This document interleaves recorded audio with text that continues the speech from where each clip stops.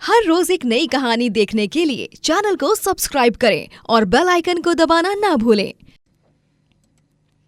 शालू के दो बेटे होते हैं, पारस और कार्तिक। दोनों लव मैरिज करके अपनी बीवियों को घर लाते हैं, लेकिन शालू को नहीं पता था कि उसकी बहुओं की भोली सी सूरत के पीछे एक अलग ही चेहरा था। उसकी दोनों बहुएं मॉडर्न और बेबाक होती हैं, जिस कारण उनकी अपनी सास से पहले दिन ही नहीं बनती है।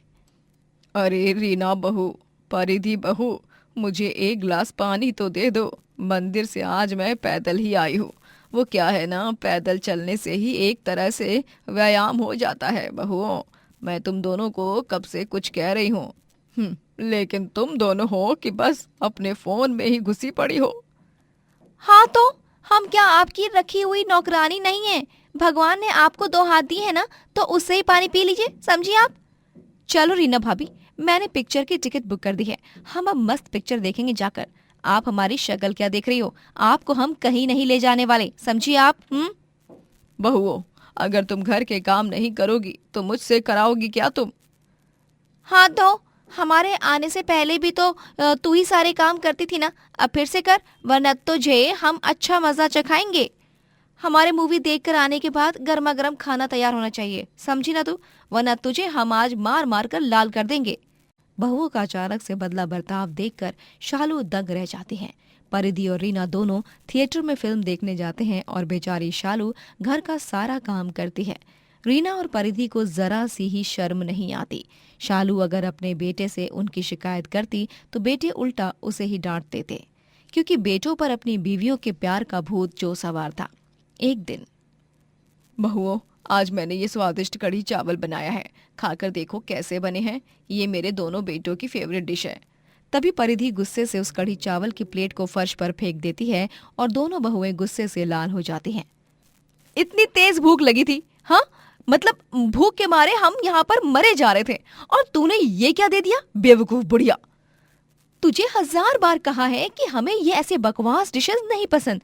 अरे बर्गर पिज्जा बनाने की जगह तो ये सब क्यों बना रही है? माफ करना बहुओं, मुझे माफ करना। दिन ब दिन शालू की बहुएं शालू पर बहुत ही ज्यादा अत्याचार करने लगती हैं और बेचारी शालू किसी से कुछ भी कह नहीं पाती। एक दिन घर के द्वार पर एक गरीब भिखारन आती है, जिसे शालू बचा हुआ खाना दे देती है। क्या कहा? गरीब बेसहारा औरत आई थी तो उसे खाना दे दिया, वो भी बचा हुआ? इसका मतलब तूने उस भिखारन को मेरे बचाए हुए रसगुल्ले भी दे दिए? तेरी हिम्मत भी कैसे हुई रे बुढ़िया, मेरी देवरानी के पसंदीदा रसगुल्लों को उस भिखारन को देने के लिए? राशन को बर्बाद करने की सजा तो इसे हम देकर ही रहेंगे रीना भाभी। रीना और परिधि दोनों देवरानी जेठानी मिलकर अपनी सास को छड़ी से मारते हैं और उसे अगले 3 से 4 दिनों तक भूखा ही रखते हैं। अपनी बहुओं का अत्याचार सहते सहते शालू की तबीयत बहुत खराब हो चुकी थी। उसे तो ठीक से कोई काम भी नहीं किया जा रहा था, वो बिस्तर पर पड़ी ही होती है। मैं तो तुम दोनों की माँ के समान हूं ना बहुओं, तो तुम दोनों मुझ पर इतना जुल्म मत करो और मुझे दवाखाने डॉक्टर के पास ले चलो। मैं तुम दोनों के आगे हाथ जोड़ती हूँ, मेरे बेटों से भी कह दो। तूने हम दोनों को पागल समझ रखा है क्या? चल चल, ज्यादा नौटंकी मत कर और चुपचाप जल्दी से उठकर सारे काम कर, वरना तेरा हम वो हश्र करेंगे जिसके बारे में तू सोच भी नहीं सकती। हाँ हाँ, जाकर सारे काम कर, बड़ी आई हमारी माँ बनने। शालू बीमारी की अवस्था में भी काम करती है और वो काम कर करके बेहोश हो जाती है। तभी, ओ तेरी, ये तो बेहोश हो गई, अब हम क्या करें? शायद इसके मरने का समय आ गया है, इसे हम कहीं फेंक आते हैं, वही सही रहेगा। रीना और परिधि शालू को कॉलोनी के कूड़ेदान में फेंक आते हैं। रात भर तेज बारिश होती रही और बेचारी शालू उस कचरे में ही पड़ी रही।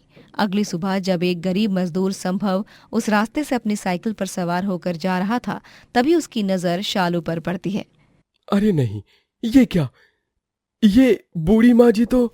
संभव तुरंत शालू को वहां से उतार कर अस्पताल ले जाता है और शालू को होश आने पर उसे वो अपने घर ले जाता है। जब शालू अपने साथ हुए अन्याय के बारे में संभव को बताती है, तभी संभव और उसकी बीवी फाल्गुनी की आंखें भर आती हैं। धन्यवाद संभव बेटा, मैं वहाँ कचरे में पड़ी रही मरने की हालत में, लेकिन मेरे बेटे और बहुओं को मेरी जरा सी भी चिंता नहीं थी। लेकिन तुम दोनों ने मुझे अपनी सगी माँ से भी ज्यादा प्यार दिया। वो कहते हैं ना, अपनेपन के रिश्ते खून के रिश्तों से भी ज्यादा अच्छे होते हैं। धन्यवाद मत कीजिए माँ जी। मेरी माँ और मेरे पिता का तो बचपन में ही स्वर्गवास हो चुका था, और अब मुझे ऐसा लगता है कि मुझे मेरे माता पिता वापस मिल गए हैं, क्योंकि अब मुझे आप मिल गए हो। अब आप यहीं रहना और कहीं मत जाना, हम दोनों आपको संभालेंगे। लेकिन सिर्फ एक शर्त पर। मैं यहाँ रहूंगी तो सही, लेकिन अब मैं काम भी करूंगी। मुझे अपने आत्मसम्मान के लिए अब लड़ना है और उन चारों को उनके गुनाहों की सजा देनी है। मैंने तय कर लिया है कि मैं कड़ी चावल बेचकर अपने वकील को हायर करूंगी और उन हैवानों को सजा दूंगी। वाह माँ जी वाह, आपको इस तरह देखकर तो मेरे रोंगटे खड़े हो गए। आपको जो करना है आप कीजिए, मैं और फाल्गुनी आपके साथ ही हैं। शालू अब अपना कढ़ी चावल का ठेला खोलती है और कढ़ी चावल बेचने लगती है। कड़ी चावल, गर्मा गर्म कड़ी चावल, एक बार खाओगे तो बार बार खाओगे। आओ आओ बूढ़ी काकी के कड़ी चावल। आ हा हा हा हा हा, इससे बढ़िया कड़ी चावल मैंने अपने जीवन में कभी नहीं खाई शालू मौसी। अरे सच में मुझे मेरे नानी की याद आ गई। बहुत भावनाएं हैं इस कड़ी चावल से। ग्राहकों को शालू के हाथ के बने कढ़ी चावल बहुत पसंद आने लगते हैं और सभी रोज उसके ठेले पर लाइन लगाकर कढ़ी चावल खाने के लिए बेसब्री से इंतजार करते हैं। शालू का कढ़ी चावल ठेला लगभग 15 से 20 दिनों में ही उन्नति की तरफ अपना कदम बढ़ाने लगता है। इन सब से फाल्गुनी और संभव बहुत खुश होते हैं, लेकिन पारस, परिधि और कार्तिक, रीना ये चारों इस बात से नाखुश होते हैं। देख रहे हो बुढ़िया इस उम्र में कैसे तीर मार रही है। पारस जी, आपकी माँ अब तो आपके भी आगे निकल रही है, आपसे भी ज्यादा पैसे कमाने लगी है। हाँ कार्तिक जी, मैं तो कहती हूँ उनके उस ठेले को ही बर्बाद कर देते हैं जाकर, हाँ जलाकर राख कर देते हैं। हाँ कार्तिक भैया, रीना भाभी बिल्कुल सही कह रही हैं। माँ ने हमें छोड़कर किसी और को चुना, और यहाँ थी तभी उनकी तबीयत बहुत खराब रहती थी, और अब कहाँ से आ रही है इतनी ताकत। माँ ने हमें छोड़कर किसी और को चुना और यहाँ थी तभी उनकी तबीयत बहुत खराब रहती थी, और अब कहाँ से आ रही है उनकी ताकत। मैंने तो पहले ही कहा था कि वो बस नौटंकी ही कर रही हैं और कुछ भी नहीं। वो चारों शालू के ठेले को जलाने आते हैं, लेकिन तभी वहाँ पर उन्हें शालू पकड़ लेती है और पुलिस के हवाले कर देती है। तुम जैसे मूर्ख और दुष्ट लोगों को तो कड़ी से कड़ी सजा मिलनी चाहिए। मुझे पता था कि तुम लोगों से मेरी खुशियां सही नहीं जाएंगी। वो तो अच्छा हुआ कि मैं आज यहाँ अपना सामान लेने आ गई, वरना अगर मैं नहीं रहती ना तो तुम लोग मेरे ठेले को जलाकर चले जाते। पुलिस उन चारों को गिरफ्तार करके ले जाती है और शालू कड़ी चावल बेचकर अपने जीवन में खूब आगे जाती है। धनकपुर गांव में रहने वाला सूरज शहर जाकर पढ़ाई करता है और वहीं उसे जॉब भी लग जाती है। शहर में ही उसे करिश्मा नाम की एक लड़की से प्यार हो जाता है। सूरज और करिश्मा दोनों अपने परिवारों की सहमति से शादी भी कर लेते हैं और जब सूरज का जॉब वर्क फ्रॉम होम हो जाता है तभी करिश्मा शहर छोड़कर गांव में अपने ससुराल आती है। लेकिन पहली रात को ही उसे एक सच के बारे में पता चलता है जिसे सुनकर वो चौंक जाती है। करिश्मा, फाइनली आज वो पल आ गया है जिसका हम दोनों ने बेसब्री से इंतजार किया था। चलो वक्त को जाया नहीं करते हुए हम कुछ प्यार भरा समय गुजारना शुरू करते हैं। कम ऑन करिश्मा। लेकिन सूरज, मेरी टंकी फुल है, मुझे अपनी टंकी खाली करनी होगी। Where is the toilet? मुझे शौच करने जाना है, वरना मैं आज पागल हो जाऊंगी। ओ तेरी, ये तो गड़बड़ हो गई।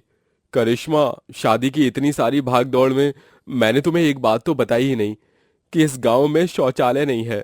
यहाँ लोटा लेकर खुले में ही शौच करने जाते हैं, तो तुम्हें भी वही करना होगा। ये जानकर करिश्मा हक्का बक्का रह जाती है। व्हाट? तुमने क्या पीवी रखी है? ये क्या बकवास कर रहे हो तुम सूरज? खुले में मैं कैसे शौच कर पाऊंगी? रोज सुबह 4 बजे ही गांव की सारी औरतें निकलती हैं लोटा लेकर हल्का होने के लिए। तुम भी कल सुबह अम्मा के साथ निकल जाना अंधेरे में शौच करने। करिश्मा के पास कोई रास्ता नहीं बचा था। वो सुबह 4 बजे गांव के बाकी औरतों के संग लोटा लेकर खेतों में अंधेरे में हल्का होने जाती है। उसे बहुत शर्मिंदगी और घबराहट महसूस होती है। अगले दिन, अम्मा, बाबूजी, हम अपने घर में शौचालय बना लेते हैं। ज्यादा खर्चा नहीं होगा, थोड़ा ही होगा। रोज यूं खुले में शौच करने से न जाने कितनी बीमारियों को हम न्योता दे रहे हैं। मैं तो कहती हूँ गांव में हर किसी को अपने घर में शौचालय बनाना चाहिए।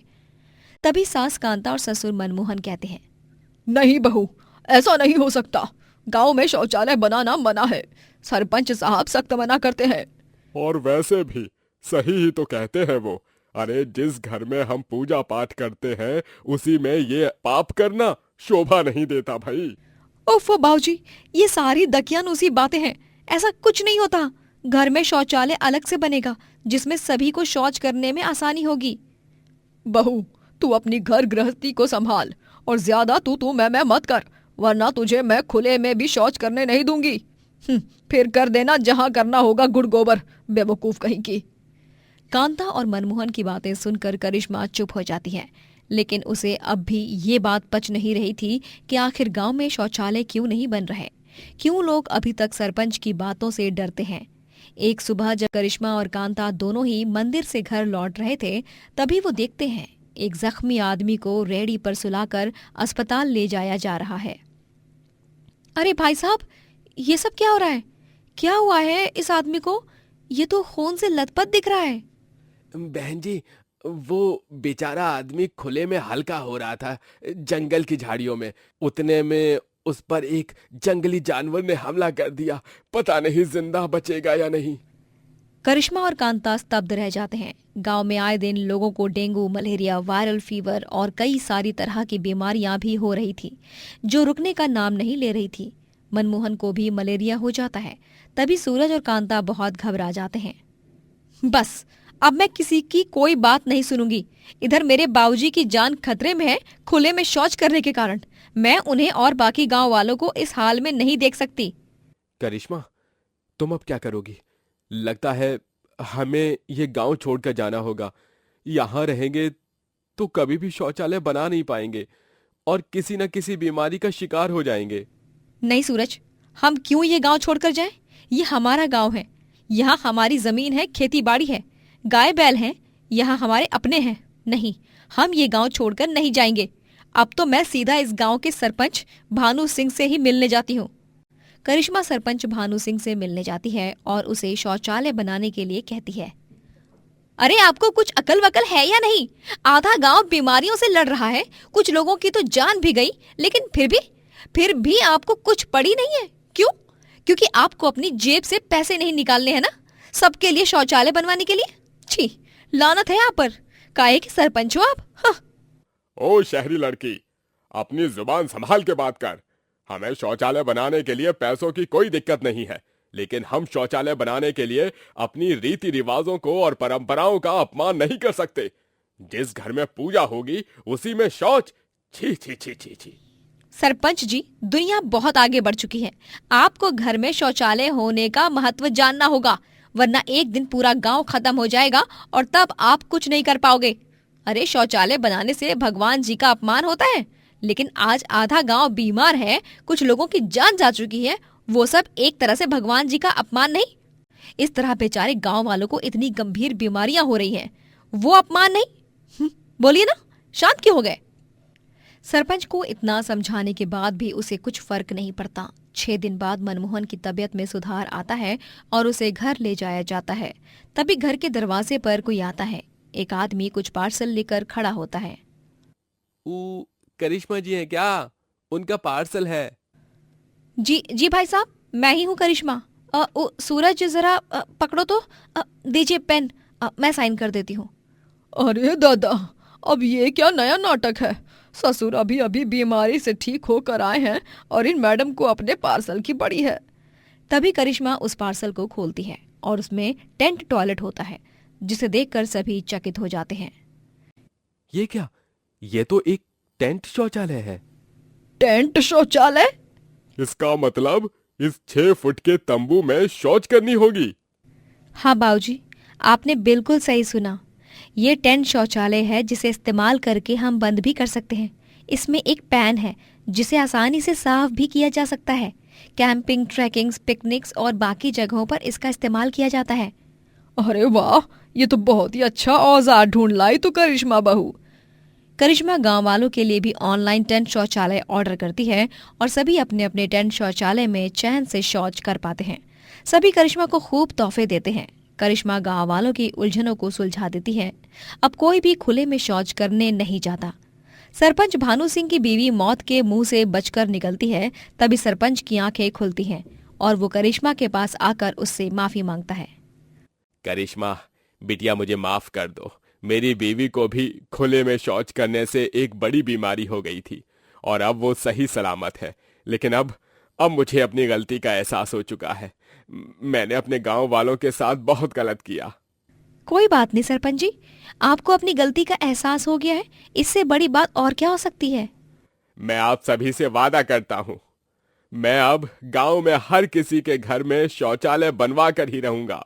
और तो और गली मोहल्ले में 2-2 सार्वजनिक शौचालय भी होंगे। अब किसी को भी कोई दिक्कत नहीं होगी। धन्यवाद सरपंच जी, देर आई दुरुस्त आई। आखिरकार अब हमारा गांव भी अपनी प्रगति की ओर बढ़ेगा। मुझे इस बात से बहुत खुशी हो रही है। All thanks to you Karishma, you are the best. इस तरह गांव में सभी के घरों में शौचालय बनते हैं और गली मोहल्ले में भी सार्वजनिक शौचालय बनवाए जाते हैं। सभी आराम से बिना किसी चिंता के बेफिक्र होकर शौच कर पाते हैं और गांव की खूब प्रगति भी होती है। दोस्तों, अगर आपको ये कहानी पसंद आई तो लाइक करें, शेयर करें और कमेंट करके बताएं कि कहानी में आपको सबसे अच्छा क्या लगा।